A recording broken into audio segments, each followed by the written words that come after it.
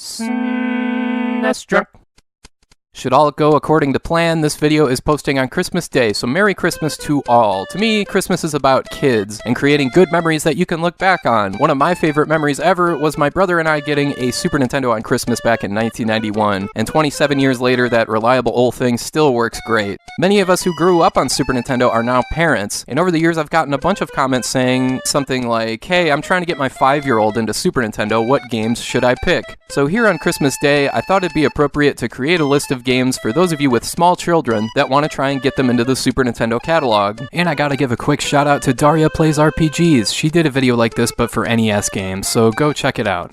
But first, I need to address the games that you should stay away from. Stuff like Mario is Missing and Mario's Time Machine. Yes, these games are made for kids, but they are awful. Sure, they mean well. These are edutainment games. They may look and sound and play like traditional Mario games, or I guess in the case of Mario is Missing, a Luigi game, but the way the game is structured is just jump on a Koopa, find an artifact, answer a bunch of trivia questions, and put the artifact in the right spot. Rinse and repeat over and over. It is extremely tedious. Mario's Time Machine is pretty much the same thing, only you play as Mario. I will say, at least Mario's Time Machine has a nice looking presentation, but the game is still an unintuitive mess and a complete waste of time. Avoid both of these games. My go-to pick for a Super Nintendo game for really any young child is always Mario Paint. I mean, it's basically just an app bundle where you can draw freeform, create stamps, animate stuff, and create your own music. The obvious downside to this is that this particular app bundle is fairly old, and you'll have to deal with your kids' disappointment as they see that it's not touchscreen. The nice thing, though, is that Hyperkin makes an updated version of the Super Nintendo mouse that's optical instead of that clumsy ball, so that makes Mario Paint much more user-friendly when you're playing on the original hardware. Speaking from experience, I've never not seen the music editor in particular fail to entertain a kid. I'm talking 3 or 4 years old here. Sure, they're not likely to create something coherent, but hey, the sounds are usually good for a laugh. Mario Paint is an easy choice because it's just an open-ended sandbox of doing whatever you want.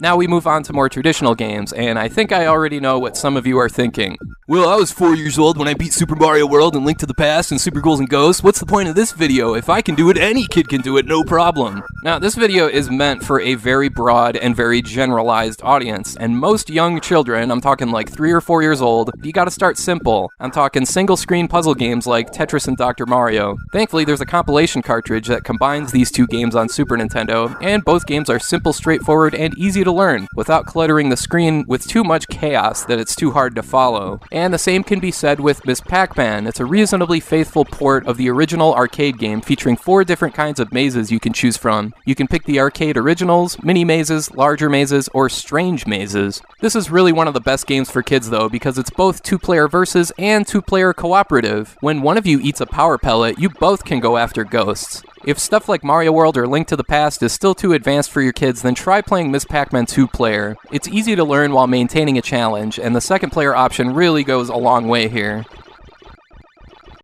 Going a little off the radar here with a Japan-only Super Famicom title, another game worth checking out is Sanrio World Smash Ball, where you play kind of a soccer, tennis, handball hybrid game featuring characters from the Hello Kitty universe. This one's all in Japanese, but there is an English translation patch out there. But just to give you a heads up, the first option here is regular 1-player story mode, the second option is a password, and the third option is 2-player versus. Again, this is a very simple game. Just break the blocks behind the opponent and sneak the ball, or whatever this thing is, past your opponent to win a point. This game is great, not just because of the simple gameplay or the Hello Kitty characters, but the sound design is really satisfying and the sprite animation is great. Heck, even if you don't have kids, this one is a fun time. If you like that game, here's another one that never left Japan, Heisei inu Monogatari Bo Pop and Smash. This is kind of like a slightly more advanced version of Sanrio World Smash Ball. It's a larger playing field, there's more special moves, more weapons, and more power-ups and items, so it's a bit tougher, but it's still a good time. Again, it's all in Japanese, but the menu is laid out the same way as the previous game, with 2-player versus being the third option. I just wanted to mention this one in case you wanted something like Sanrio World Smash Ball, but just more of it. Plus, this game has a bit of strategy to it that I enjoy. Now, when it comes to co-op platformers, it's easy to recommend the Donkey Kong Country games or Contra or whatever, but those games are pretty freaking tough. A more player-friendly game that's easier to get into is probably something like Kirby Superstar, especially the first part of the game, Spring Breeze, which is essentially just a streamlined remake of Kirby's Dream Land for Game Boy. Bear in mind, when you start this one, you start as just one player playing as Kirby. It's not until you absorb an enemy's power that you can press the A button and create the second player's character. Like I said, Spring Breeze is the natural starting point here. It's a short and easy two-player game, but there's also stuff like Gourmet Race, which is just you racing King Dedede and collecting food along the way. Easy enough. Kirby Superstar is one of the best games out there for young kids because it starts out really easy with an optional co-op mode for additional help, but there's challenge beneath those initial layers once you get into stuff like Milky Way Wishes and Revenge of the Meta Knight. Here's another Japan-only game, it's DoReMi Fantasy. This is one of my personal favorites I've found since I've started this channel project thing. It's a bare-bones, straight-ahead platformer, but as you can see, it's got some inventive qualities to it, where you blast through a layer of blocks riding a champagne cork, or where you're traversing the inside of a cake. The soundtrack of this one is also unlike any other Super Nintendo game, in that it's both atmospheric and oddly catchy. It's single-player, but it's still easy enough for kids to get the hang of pretty quickly, and it's a nice alternative to stuff like Yoshi's Island, where the game mechanics can be a bit trickier to get the hang of. DoReMi Fantasy was available on the Wii U Virtual Console before they took it down, so this is one you gotta try out any way you can, like say, adding it to your SNES Classic. What the hey, let's bring out another Japan-only game. This one is Crystal Beans from Dungeon Explorer. It's a top-down action RPG that does require an English patch, but it's compatible with up to 3 players, and it's extremely player-friendly. B is your main attack, Y is your special attack, and you've got an unlimited amount of both. The shoulder buttons are your healing and magic potions, and when you die, you respawn in exactly the same spot, and you've got at least 4 lives with plenty of opportunities to get more. This is an easy recommendation for kids because the controls are player-friendly and because it's an easier and more forgiving game.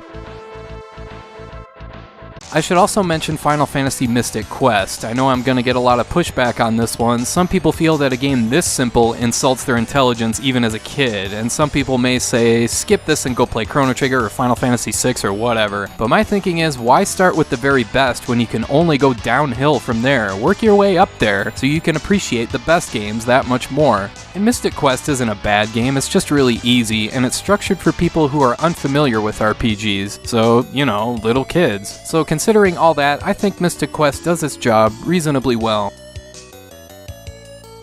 I'll add one more game here just to pick out something less obvious than stuff like Mario World or Donkey Kong Country or whatever, and that's Super Adventure Island. This is another platformer where its simple, straightforward nature really lends itself well for kids to get into, plus it's bright, colorful, and lively with a really cheerful soundtrack. The game is pretty much just run to the right and dodge and defeat enemies while grabbing food to keep the meter up top from running out. It's single player only, but it's a good time, and it's an easy enough game that it's not going to make your kid rage quit, at least maybe not too often.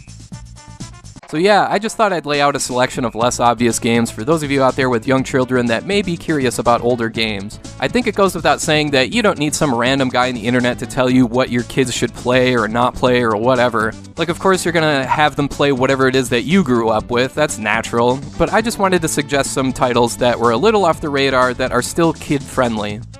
I want to thank you for watching, and I hope you have a great rest of your Christmas.